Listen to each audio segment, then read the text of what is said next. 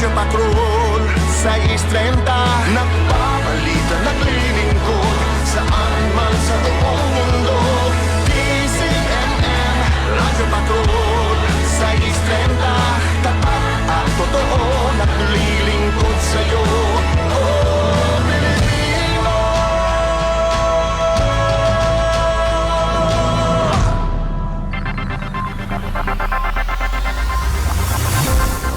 Malalaking balitang pumutok sa maghapon. Kinalap, binantayan ng DZMM News Center at ng Radyo Patrol. Hatid ng pinagkakatiwalaan yung tagapagbalita, Tony Velasquez. Headline sa hapon. Headline sa hapon.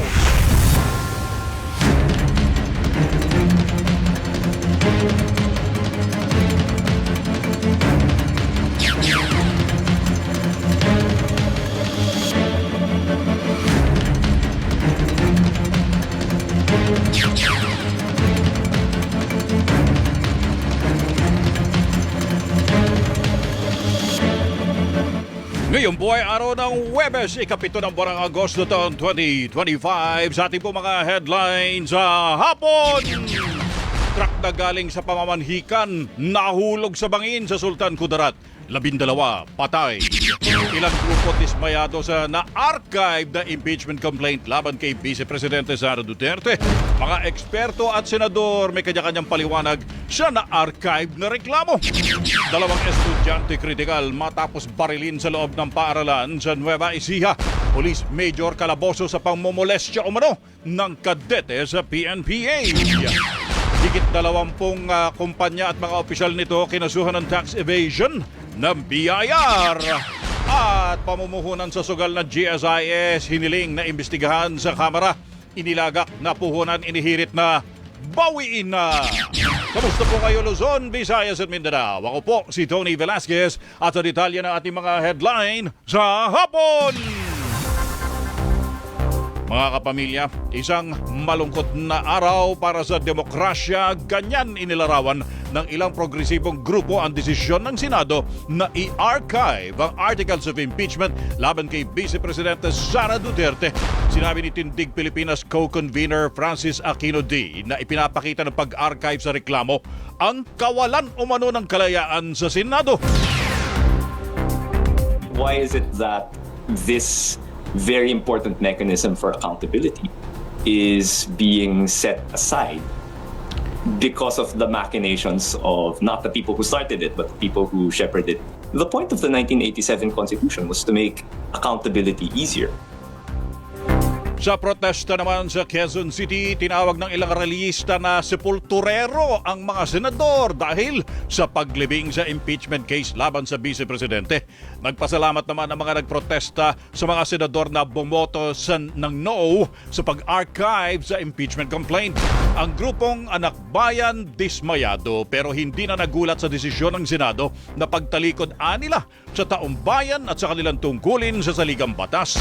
Dismayado rin ang ilang eksperto sa pag-archive ng Senado sa Articles of Impeachment, kabilang sina Professor Michael Chu Jr. ng University of the Philippines College of Law at si Integrated Bar of the Philippines past President Attorney Domingo Cayosa. At tulad naman sa salitang forthwith, iba-iba rin ang paliwanag at interpretasyon ng mga eksperto at mambabatas sa na-archive the Articles of Impeachment laban sa Vice Presidente. Ayon kay Senador Sherwin Gatchalian, bumoto para i-archive ang reklamo. Pwede pang balikan ang reklamo kung babaligtarin ng Korte Suprema ang desisyon nito. Very clear, assuming nag-reverse ang Supreme Court sa kanilang desisyon, pwedeng buksan ulit ang impeachment court. Yung archive na yan hanggang the end of the 20th Congress. So, 3 years pa. Pag natapos na itong 20th Congress, mababaon na talaga yan.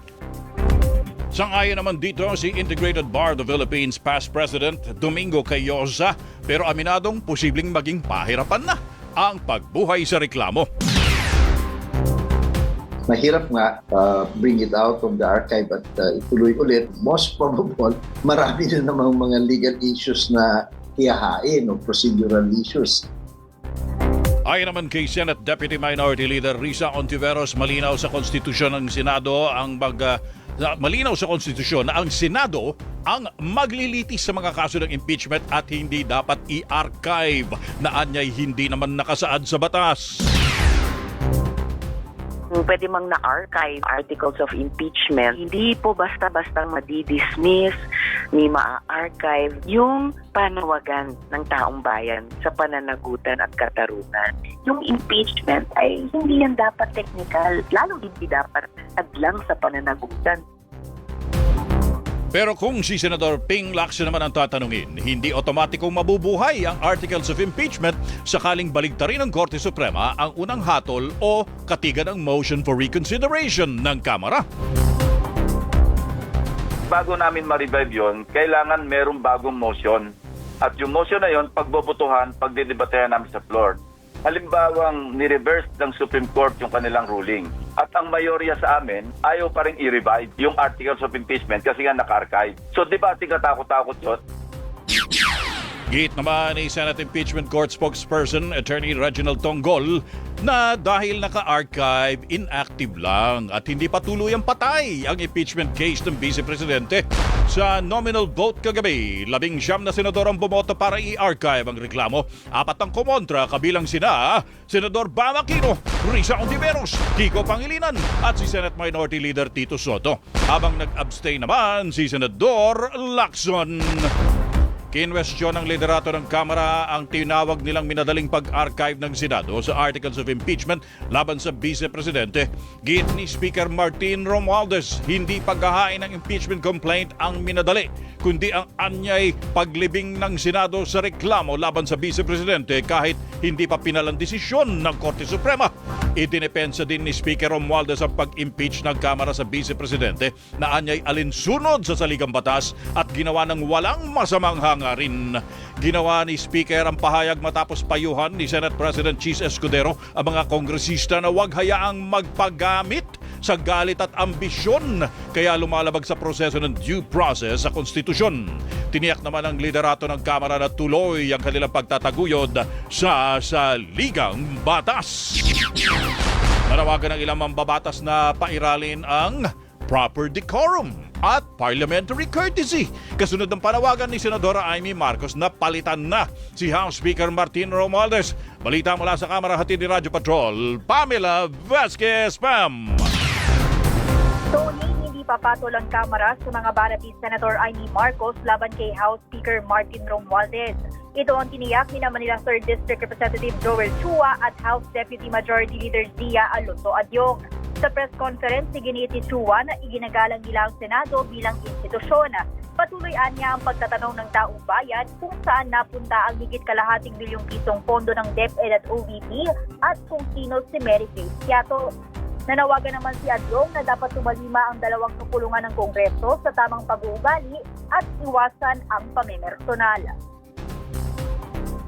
Ang issue po dito ay accountability. Ngayon, ang tanong ko po, ano po ba ang iniiwasan at pinoprotektahan nila?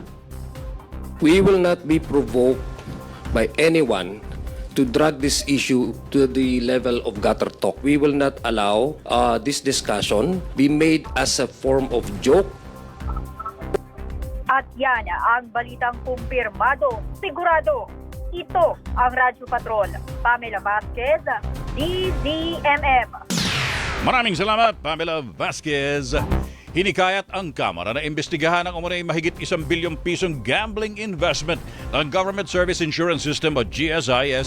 Iginiit ni ACT Teachers Party List Representative Antonio Tinio na pagtataksil sa tiwala ng bayan ang umunay investment na sinasabing galing sa retirement funds ng mga kawani na pamahalaan. Nakatakdaan niya maghain ng resolusyon sa susunod na linggo para alamin kung paano pinayagan ang umunay investments at kung may mga nakinabang. Hiniling din ng grupo na iurong ang sinasabing investment ng GSIS sa gambling firms.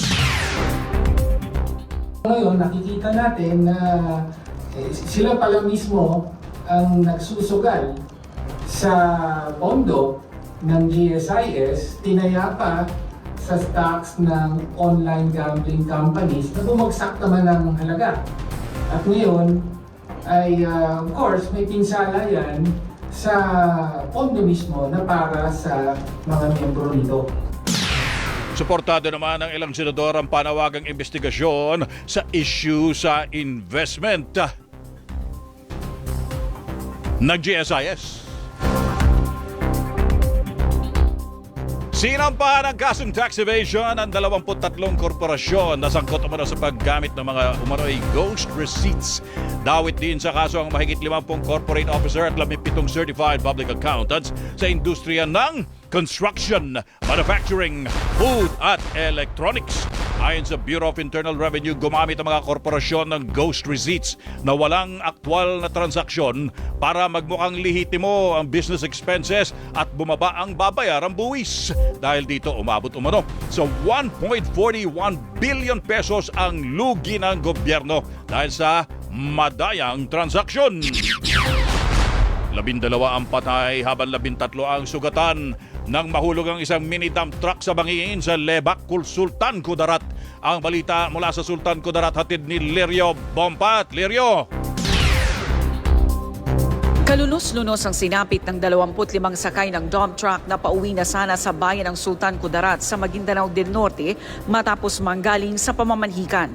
12 ang namatay at 13 ang nasugatan matapos sumalong mawala ng preno ang truck at nahulog sa bangin sa barangay Cristian Nuevo, Libak, Sultan Kudarat, Miyerkules ng hapon. Pawang residente ng barangay Sinditan, Sultan Kudarat, Maguindanao del Norte ang mga biktima. Inilibing na rin ng kanilang mga kaanak ang mga nasawi. Nagpaabot naman ng tulong ang pamahalaang panlalawigan ng Maguindanao del Norte, gayon din ang LGU ng Sultan Kudarat. At yan ang balitang kumpirmado, sigurado, para sa DZMM, Lirio Bompat. Sa iba pa nating balita, kritikal ang 2 estudyante matapos ang pamamaril sa loob ng Santa Rosa Integrated School sa Nueva Ecija kaninang umaga. Ayon kay Santa Rosa, Nueva Ecija Police Patrolman Winnie Mendoza, kabilang sa mga biktima ang isang babae at lalaking estudyante. Tumanggi muna magbigay ng dagdag na impormasyon ang pulis habang patuloy ang investigasyon sa krimen. Kulong ang isang police major matapos ireklamo ng pangmomolestya umano ng isang kadete sa loob ng barracks ng Philippine National Police Academy sa Santa Rosa o sa Silang, Cavite. Ayon kay Napolcom Vice Chairperson at Executive Officer Rafael Calinisan, batay sa inisyal na impormasyon, nilasing umano ng opisyal ang biktimang lalaki at saka inabuso. Iniimbestigahan na ng Napolcom ang insidente at posibleng masibak ang police major kapag napatunayang nagkasala. Nasa kustudiya na ng Silang Municipal Police Station ang suspect na naharap sa kasong acts of lasciviousness. Sa ilalim naman sa medical at psychological intervention ang biktima. Dumating na si Pangulong Marcos Jr. sa Bengaluru, India para sa huling bahagi ng kanyang state visit sa India. Balita mula sa Malacanang, hatid ni Radyo Patrol, Christian Yosores. Christian! Tony, alas 11:18 ng umaga sa India o 1:50 nitong hapon, oras sa Pilipinas, dumating sina Pangulong Ferdinand Marcos Jr., First Lady Liza Marcos at ilang opisyal ng gabinete sa Bengaluru, India para sa huling bahagi ng kanyang state visit doon. Batay sa schedule ng Pangulo, haharap muna siya sa Philippine-India Business Forum na susundan ng magkakasunod na business meetings kasama ang ilang kumpanya at negosyante. May kipagpulong din ang Pangulo sa gobernador ng Karnataka na estadong nakasasakop sa Bengaluru na susundan ng isang banquet dinner na kanyang huling aktibidad sa India. Bukas naman ay isang aktibidad lamang ang nakaschedule sa Pangulo bilang huling araw sa India at ito ay ang kapihan o press conference sa mga Pilipinong media at matapos yan ay babiyahe na muli siya pabalik ng Pilipinas. Sa pagdala niya sa banquet dinner sa New Delhi kasama si Indian President Draupadi Murmu, inilarawan ni Marcos ang state visit na pinakaproduktibo at umaasang magbubunga ng maraming posibilidad para sa Pilipinas at India ang kanyang naging pulong sa mga iba't ibang leader sa nasabing bansa. I look forward to bringing home the gains from our engagements and carry forward the plans and initiatives that both sides have agreed to and to pursue through the plan of action. Yan ang balitang kumpirmado. Sigurado, ito ang Radyo Patrol. Christian Yosores, DZMM. Maraming salamat, Christian Yosores. At susunod, ilang mga pulis general iniimbestigahan ng Napolcom sa kaso ng mga nawawalang sabongero. At sa ating headline abroad, Pope Leo nanawagan ng kapayapaan sa anibersaryo ng atomic bombing sa Hiroshima, Japan. Ang mga detalye sa pagbabalik ng headline sa hapon. Tony Velasquez. Headline sa hapon. Headline sa hapon. Ako si Radyo Patrol Robert Pano. Ngayon, ang kinocover ko, Senate of the Philippines. Lahat ng mga panukalang batas na isinusulong doon, syempre kailangan mong pag-aralan to raise questions doon sa mga lawmakers natin kung tama ba, ito ba talaga yung pakinabang ng panukalang batas ninyo na yan at direkta ba makikinabang ang taong bayan dyan. Ibibigay natin yung mga balita na dapat alam nila. DZMM Radyo Patrol sa Istrenta. Una sa balita, una sa public service. Kontrobersya, ugong-ugong, ang tunay na pangyayari sa ating bansa. Dito mo matutuklasan. Hatid ni na Christian Yosores at Victoria Tulad. Sabado at Linggo, alas 6 ng umaga sa DZMM. Bantayan ang announcement ng wind signal sa inyong mga lugar.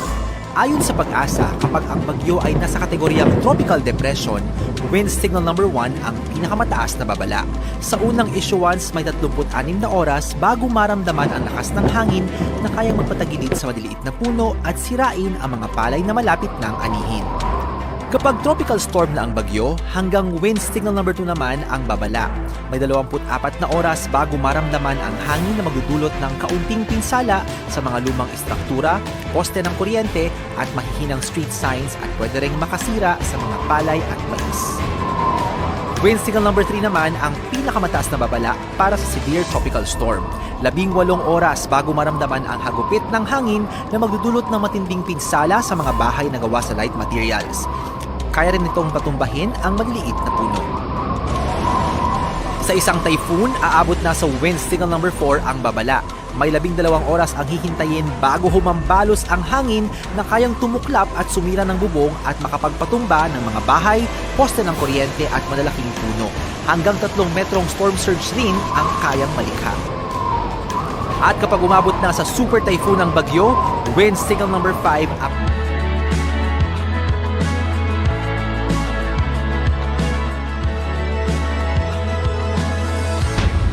Headline sa hapon. Headline abroad. Headline abroad. Alas 4:21 na po ng hapon, tuloy po tayo sa ating mga balita sa ating headline abroad. Muling binigyan din ni Pope Leo na ang panawagan pamatagalang kapayapaan kasabay ng paggunita sa ika-80 anibersaryo ng atomic bomb attack sa Japan. Sinabi sa mensahe ng Santo Papa na buhay na alaala ang mga lungsod ng Hiroshima at Nagasaki ng matinding peligrong dulot ng mga nuclear weapons. Sa iba pa nating headline abroad, inilabas na ng Forbes ang listahan ng mga pinakamayayaman sa Pilipinas. Nangunguna sa top 50 wealthiest list ang magkapatid na C ng SM Group na may net worth ng $11.8 billion na sinundan ng ports tycoon na si Enrique Razon, dating senador at real estate magnate Manny Villar, Ramon Ang at ang magkapatid na Consunji. Pasok din sa ika-42 pwesto si Lopez Holdings Chairman Federico Piqui Lopez at pamilya na may net worth na $285 million. Ang pamilya Lopez ang nagmamayari ng ABS-CBN. Nasa NBI Custodial Facility na sa San Simon, Pampanga, si San Simon, Pampanga Mayor JP Punsalan na inaresto dahil sa pangingikil. Ang balita mula sa NBI, hatid ni Radyo Patrol, Bert Dizon. Bert! Tony, iniharap ng National Bureau of Investigation si San Simon, Pampanga Mayor Abudio JP Punsalan at ang tumayong middleman na si Ed Ryan Timla. Ayon sa NBI, unang humingi ng 30 million pesos sina Mayor Punsalan at Timla sa isang kumpanyang nagreklamo kapalit ng pagtiyak na hindi maaantala o makakansela ang mga permits at tax incentives nito. Bukod pa rito, humingi rin umano ng 130 million pesos si Mayor Punsalan para sa mga nagastos sa kanyang kampanya noong eleksyon matapos umanong suportahan ng kumpanyang nagreklamo ang kanyang nakalaban sa politika. Pero napagkasunduan na ibaba sa 80 million pesos ang halaga ng hinihingi ng kampo ni Mayor. Dito na nakipag-ugnayan sa NBI Intelligence Service ang kumpanya at ikinasang entrapment operation noong August 5 sa Clark, Pampanga. naaresto ang 2 suspect sa aktong tinatanggap ang mark money. Kasama rin sa inaresto ang 5 pang security personnel ni Mayor na nahulihan ng mga baril at mga bala. Nasa NBI custodial facility na si Mayor Punsalan at mga kasabwat nito nahaharap sa mga kasong robbery, extortion, anti-graft and corrupt practices act at illegal possession of firearms and ammunition. At yan ang balitang kumpirmado, sigurado, ito ang Radyo Patrol, Bert Dizon, DZMM. Maraming salamat, Bert Dizon. Iniimbestiga na rin ng National Police Commission ang ilang general ng PNP kaugnay sa kaso ng mga nawawalang sabongero. Ang balita mula sa NAPOLCOM, hatid ni Radyo Patrol, Marlene Pajernos. Marlene! Limitado sa 12 pulis o aktibong pulis na una ng sinampahan ng kasong administratibo ang investigasyon ng NAPOLCOM sa kaso ng mga nawawalang sabongero. Sa parehang kay National Police Commission Vice Chairperson and Executive Officer Commissioner Rafael Calinisan, kinumpirma niya na may mga general ng PNP at iba pang matataas na opisyal ang sinisilip ngayon dahil sa posibleng pagkakasangkot sa nasabing kaso. Tumanggi muna magbigay ng dagdag na detalye sa Kalinisan, pero sinabi niyang nadagdagan pa ang mga individual na nagtatangkang mangialam o manghimasok sa kanilang investigasyon. Aminado ang commissioner na nagiging hamon para sa kanila ang pag-iimbestiga sa kaso, pero iginiit niya na ipagpapatuloy nila ito kasama ang iba pang ahensya ng pamahalaan para makapagsampa ng airtight case laban sa mga sangkot sa naturang krimen. Sa ngayon, nasa kabuang 18 pulis ang sinampahan ng reklamo ni alias Totoy, pero alin dito ang naalis na sa serbisyo dahil sa pagkakasangkot naman sa iba pang mga kasong may kaugnayan sa grave misconduct. Narito ang kanyang pahayag. Marami pa pong ibang pangalan na hindi pa lumulutang na ating iimbestigahan at marami pang ibang pangalan na matataas na ranggo na ating sinisilip. Anong pinakamataas na ranggo? General po. Marami na akong nakikialam, marami na akong nagsusubok mag-interfere. Pag sinabi ko pa ho yung ranggo ng mga general na yun, marami pa lalo makikialam. So huwag na ho. Let us do our jobs peacefully, quietly, and effectively. Ayan. Yan ang tinig ni NAPOLCOM Vice Chairperson and Executive Officer Rafael Calinisan. At yan ang balitang kumpirmado, sigurado. Ito ang Radyo Patrol, Marlene Pajernos, DZMM. Maraming salamat, Marlene Pajernos. Tutulong na ang Department of Anthropology and Pathology ng University of the Philippines sa DNA testing kaugnay ng kaso ng mga nawawalang sabongero. Ang balita mula sa DOJ, hatid ni Radyo Patrol, Steve Rez. Steve! Tony, pinauubayan na ng Department of Justice sa University of the Philippines, Department of Anthropology and Pathology ang pagsailalim sa DNA testing ng mga labi na na-recover ng PCG sa Taal Lake sa Batangas kaugnay ng paghahanap sa mga nawawalang sabongero. Ayon kay Justice Spokesperson and Assistant Secretary Attorney Mico Clavano, pangungunahan ni UP Forensic Pathologist Dr. Raquel Fortun ang DNA testing sa mga buto matapos umanong aminin ng PNP Forensic Group na hindi nila kayang magsagawa ng mas malalim na pagsusuri sa mga labi. Ang sistema ayon kay Clavano, pagkatapos ma-recover ng PCG ang mga labi, ito ay ibibigay sa PNP SOCO na siya namang mag-turn over sa UP para sa pagsusuri. Bukod sa UP, humiling na rin ng tulong ang DOJ sa Japanese government na malaking tulong dahil sa makabagong teknolohiya para sa DNA analysis. Ngayong hapon, ipinisinta ng DOJ ang mga labi na na-recover ng PCG sa pagsisid sa lawa at malaking tulong umano ang mga dental records, buhok at damit para matukoy kung ang mga ito ay pag-aari ng mga nawawalang sabongero. At yan ang balitang kumpirmado, sigurado. Ito ang Radyo Patrol, Steve Raz, DZMM. Maraming salamat, Steve Raz.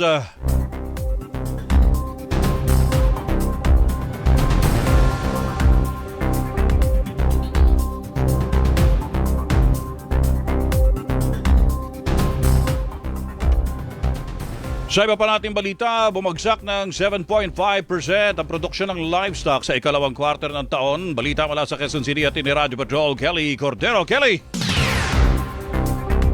Tony, ayon kay Agriculture Assistant Secretary Arnel de Mesa, ang pagbaba ay dulsod ng patuloy na pagliit ng produksyon sa hog subsector na patuloy din naapektuhan ng African swine fever. Hindi anya naging maganda ang kabuuang kalagayan ng sektor ngayong ikalawang quarter, partikular sa industriya ng baboy, na ilang sunod na quarter na anyang nakaranas ng negatibong paglago. Ayon sa DA, mananatiling mahina ang hog industry hanggat walang commercial approval para sa ASF vaccine. At yan ang balitang kumpirmado, sigurado. Ito ang Radyo Patrol. Kelly Cordero, DZMS. Maraming salamat, Kelly Cordero. At ang mga emergency room ng Las Piñas General Hospital ay punuan na dahil sa mga pasyenteng may leptospirosis at dengue. Ang detalye sa pagbabalik ng headline sa hapon. Tony Velasquez. Headline sa hapon. Headline sa hapon.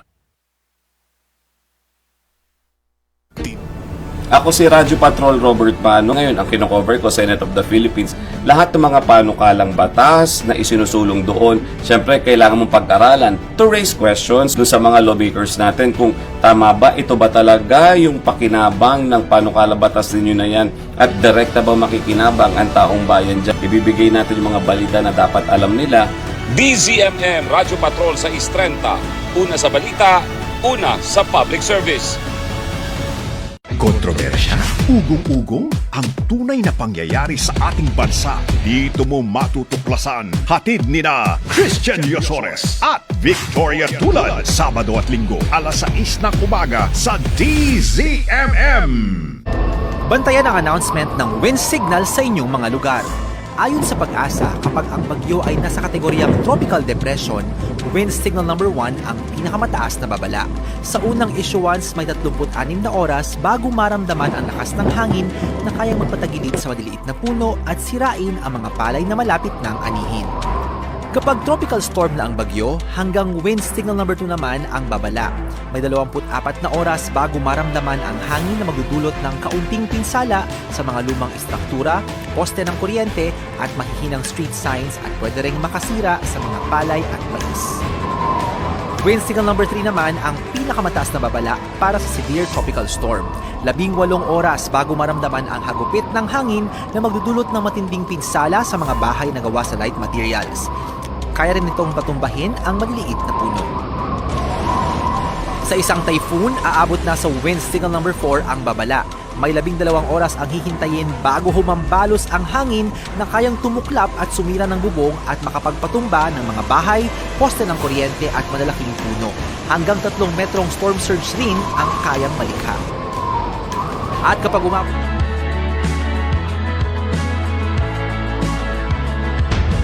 Headline sa hapon.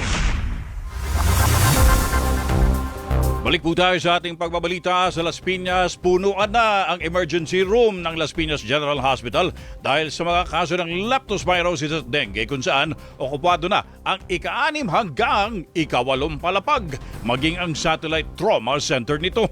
Nagbukas na ng fast lane para agad matugunan ang mga pasyente. Mga kapamilya, aabot sa 300 residente ang nasunugan sa Tondo, Maynila ang nahatiran na ng mga hot meals. Bakas ang ngiti sa mga residente ng Building 25 sa Happy Land na pansamantalang tumutuloy sa covered court ng Barangay 104 matapos makatanggap ng pansit, siopaw at tubig mula sa DZMM. Kasama ang Nova Lucia at District 1 Manila Social Service Department kaninang umaga. Bukod sa pagkain, pangunahing panawagan ng mga nasunugan ay mga damit at hygiene kits. At yan ang headline sa hapon. Napapanood ang DZMM Teleradyo sa cable at sa bayan ding napapakinggan sa DZMM Radyo Patrol sa Istrenta at sa The Filipino Channel. Hanggang bukas, ako po si Tony Velasquez, ang inyong kapamilya! Tony Velasquez. Headline sa hapon. Headline sa hapon.